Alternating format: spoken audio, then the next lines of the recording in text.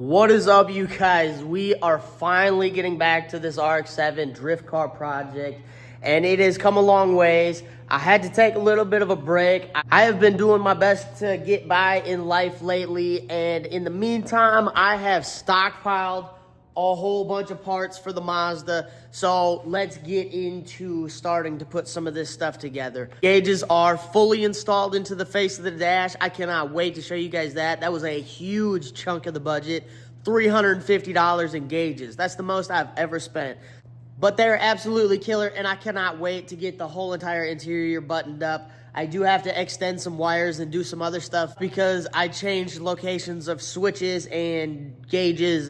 So let's go over some of the stuff that we got. This is what we are using for our battery cable. We are going to put the battery in the trunk. This is 0 gauge wire. I picked up a stereo cable package off eBay. It comes with a whole bunch of connectors and other stuff, so we'll get all that stuff soldered on once we get the cable ran. Next, we got a throttle cable, and this is very important because we are just about to fire this thing up, and we're gonna need that. And then, if you notice, it is sitting on top of a bumper. I picked up the rear bumper for 160 bucks on eBay, which was a killer deal. They are normally about $300, so I went ahead and snatched it up as fast as I could, and that will complete the rear end of the car. After that, we have exhaust gaskets, a couple boxes of exhaust pipe. I went 2.5 inch, spark plugs, V-bands, a whole bunch of O2 sensor bungs. Never know when you're gonna need those. These are all the sending units and everything for the gauges. We have a heater core bypass. Also have our turn signal and high beam switches. And you cannot forget a good old trusty air filter. So in the couple weeks that I was laid up, unable to do anything, we have been collecting all the parts to pretty much finish this car.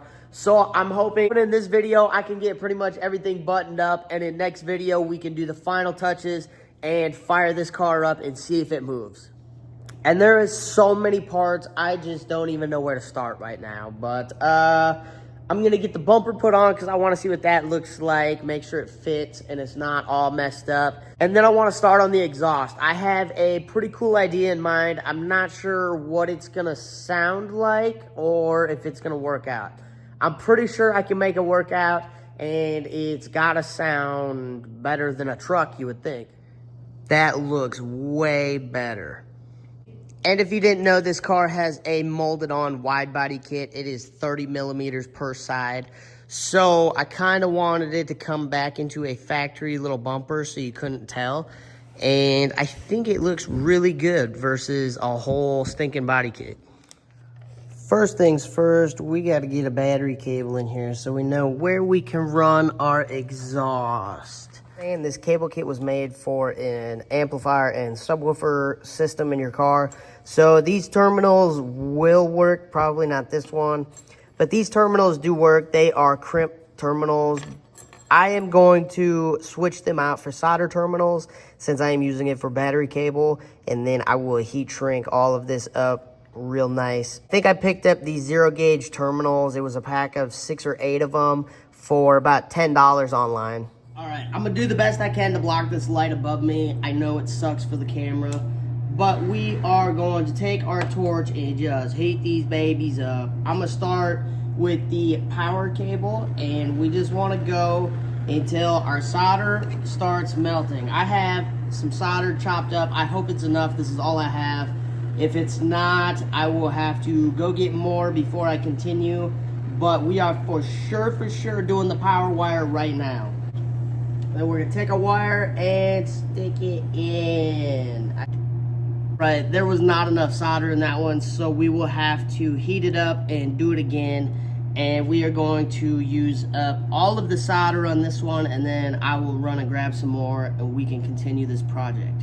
I was unprepared once again, and the solder got hard. I am not the best at doing battery cables, but I'm gonna limp my way through this, best believe that. We got our battery cables done, soldered together. I am currently putting the power cable in the car. This is temporary, so I know that this would cut the wire, and we do not want that. I just don't have any wire loom big enough for this, but we will loom this up and probably put just a little bit of hose around this for extra security and then loom it. And then we will secure it right to where it's gonna be. I just wanna get it up out of the way, ran how it's gonna be, so I can continue on the exhaust.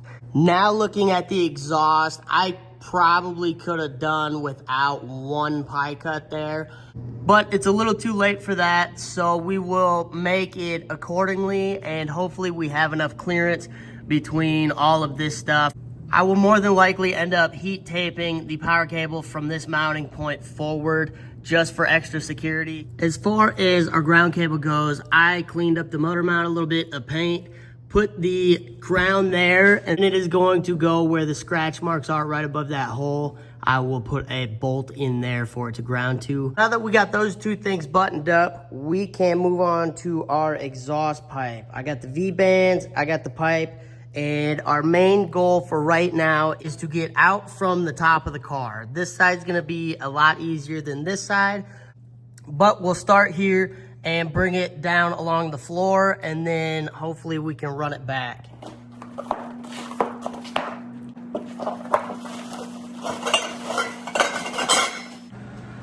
So as I was saying, I was gonna start on the hard side, and I went ahead and added 2 more pie cuts in, and then I was able to kind of tip it how I needed.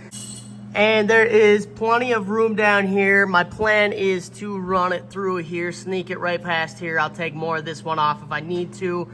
And then in the middle, I'll have 2 pipes running. So before I continue off that one, I need to get my 2 pipes hanging where I want them at, and then I should be able to piece in the other section.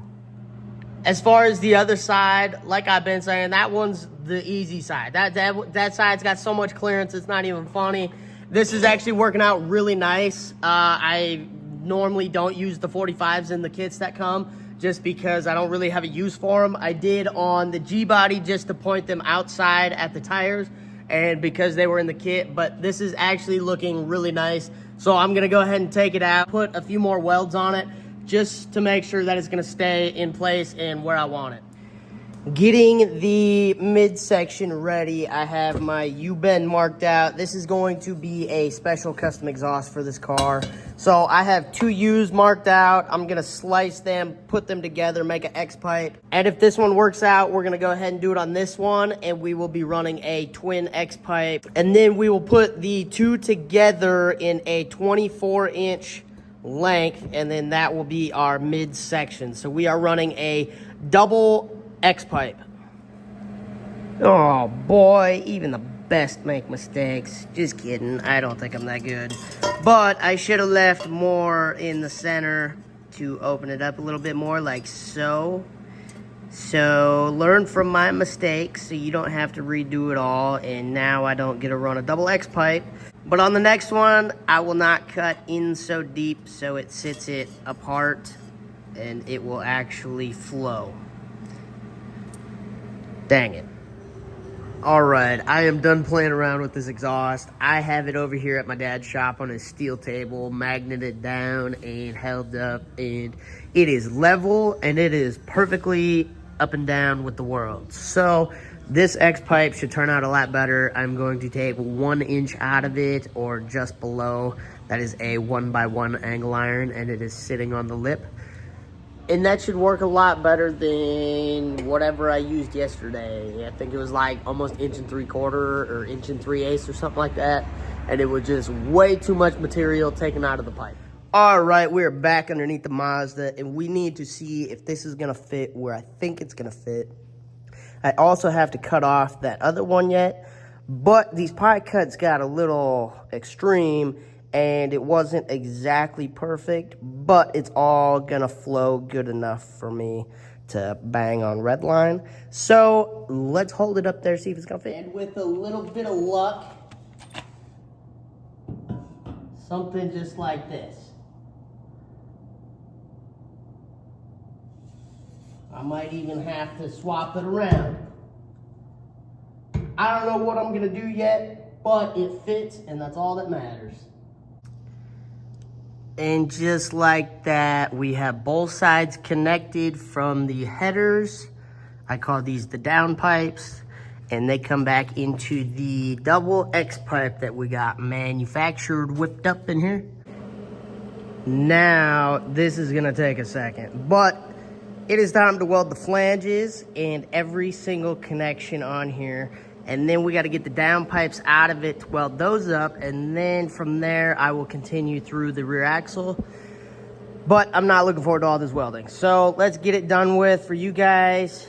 From front to back, we are fully welded in now. It is not professional by no means. I don't claim to be a professional, but I do claim to stick stuff together from time to time and use V-bands for easy in and out accessibility. I am gonna be cleaning this up just a little bit with some sandpaper or the grinder, and I'm going to paint the exhaust completely black with heat paint.